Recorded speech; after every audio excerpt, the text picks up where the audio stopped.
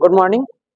हम लोग हड़प्पा सभ्यता के नगर योजना के आगे हम लोग आज चर्चा करेंगे हड़प्पा सभ्यता के सामाजिक जीवन के बारे में। किसके बारे में? सामाजिक जीवन के बारे में। चलिए शुरू करते हैं। देखिए, हड़प्पा सभ्यता का जो सामाजिक जीवन था, अगर देखा जाए तो हम लोगों के आज के ही जीवन की तरह था। तकरीबन ये लगभग 5000 साल जो पुरानी सभ्यता है और पहले का जो जीवन यापन करने का जो तरीका था, जो रहन सहन का तरीका था, ये लगभग आज के ही हम लोगों के जीवन से मिलता जुलता है। न इसका खान पान बदलता है और ना ही रहन सहन, बस थोड़ा सा बदलाव था जो कि आज में और कल में अंतर था। तो चलिए आगे हम लोग जानते हैं। कहता है कि हड़प्पा सभ्यता में परंपरागत परिवार की सामाजिक इकाई थी। ये जो हड़प्पा सभ्यता थी, परंपरागत परिवार की क्या थी? सामाजिक इकाई थी। क्योंकि उस समय के भी लोग कहाँ रहते थे? समाज में रहते थे, एक साथ रहते थे, पूरे परिवार के साथ रहते थे। उनका सामाजिक जीवन सुखी एवं सुविधापूर्ण था। उनका जो सामाजिक जीवन भी था वह क्या था? सुविधापूर्ण था। और कहता है कि उत्खनन में प्राप्त बहुसंख्य नारी मूर्तियों की प्राप्ति के संकेत मिलते हैं। जब उत्खनन हुआ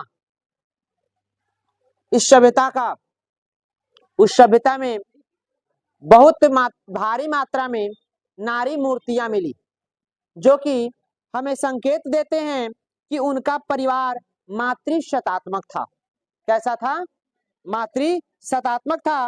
मातृशतात्मक समाज द्रविड़ और प्राक आर्य सभ्यता की विशेषता थी। और ये द्रविड़ जो प्राक आर्य सभ्यता के लोग थे, उनकी ये विशेषता थी। ठीक है, अब हम जानेंगे इसके हड़प्पा सभ्यता के कुछ जो सामाजिक रूप से जो समाज की प्रमुख विशेषताएं थी उनके बारे में।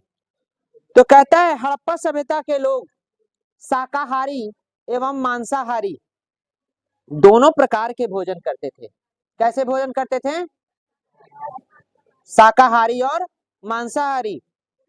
खुदाई से प्राप्त सुइयों के अवशेष, खुदाई में सुई के अवशेष भी प्राप्त हुए हैं और ये संकेत देते थे कि उस समय के जो लोग थे क्या थे? सिले हुए वस्त्र पहनते थे। यानी कि उस समय के लोग कैसे वस्त्र? आज की तरह ही सिले हुए वस्त्र पहनते थे। कहता है कि केश विन्यास प्रचलित था। केश विन्यास का मतलब क्या होता है? बाल बनाना। आज लड़कियां जिस तरह से डिजाइन डिजाइन की बाल बांधती है ना, उसी तरह से केश, उसको कहा जाता है केश विन्यास। तो वह डिजाइन अलग अलग तरीके से अपना बालों को बांधती थी, तो केश विन्यास प्रचलित था। स्त्रियां जुड़ा बांधती थी। क्या बांधती थी? जुड़ा बांधती थी। तथा पुरुष लंबे लंबे बाल तथा दाढ़ी मूछ रखते थे। और पुरुष भी लंबे लंबे बाल और दाढ़ी मूछ रखते थे। इस सभ्यता के लोग आभूषणों के शौकीन थे। इस सभ्यता के जो लोग थे किस चीज के? आभूषण के शौकीन थे। इसमें विविध प्रकार के आभूषण, यानी अलग अलग तरह के आभूषण, जैसे कि कंठहार, कर्णफूल, हंसुली, भुजबंद, कड़ा, औंठी, करधनी आदि पहने जाते थे। जिसके बारे में आप लोगों को पता होगा कि करधनी जो कमर में बांधने वाला होता है, पहना जाता है। अगला है कि श्रृंगार प्रसाधन के भी हड़प्पावासी शौकीन थे। ये लोग किस चीज के? श्रृंगार प्रसाधन के भी शौकीन थे। क्योंकि उस समय कहाँ? चन हुदड़ों में क्या मिला था? लिपस्टिक के प्रमाण मिले हैं। तो कहता है कि इस समय जो श्रृंगार प्रसाधन के भी हड़प्पावासी शौकीन थे। मोहनजोदड़ो की नारियां काजल, पाउडर आदि से परिचित थीं। शीशे, कंघे एवं तांबे के दर्पण का प्रयोग होता था। चंदहुदड़ो से लिपस्टिक के अस्तित्व का भी संकेत मिलता है। यानी चंदहुदड़ो से किसका? लिपस्टिक के अस्तित्व का संकेत मिलता है। कहते हैं इनके आभूषण बहुमूल्य पत्थरों, हाथी दांत, हड्डी एवं शंख आदि के बनते थे। मिट्टी एवं धातुओं से निर्मित तरह तरह के बर्तनों का प्रयोग होता था। आज के समय में आप लोग बताइएगा कि क्या मिट्टी के बर्तन का यूज होता है या नहीं होता है? होता है। तो आज की ही तरह, लेकिन आज से बेहतर पहले मिट्टी के बर्तनों का भी प्रयोग होता था।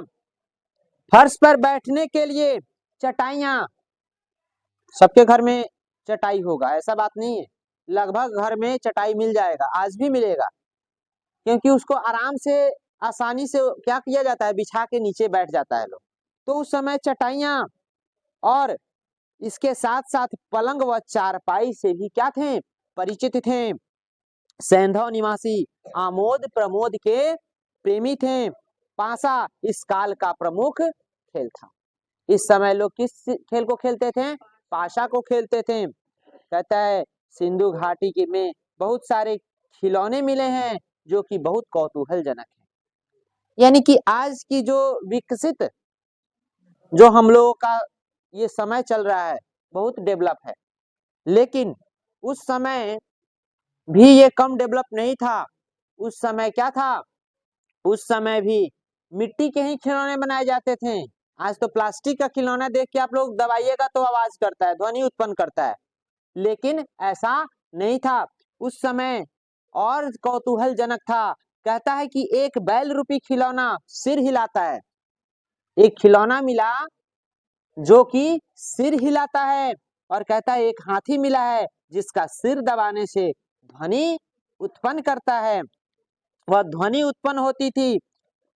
कहता है कि यहाँ प्राप्त नर्तकी की मूर्ति से संकेत मिलता है कि नृत्य भी मनोरंजन का क्या था? ये साधन था।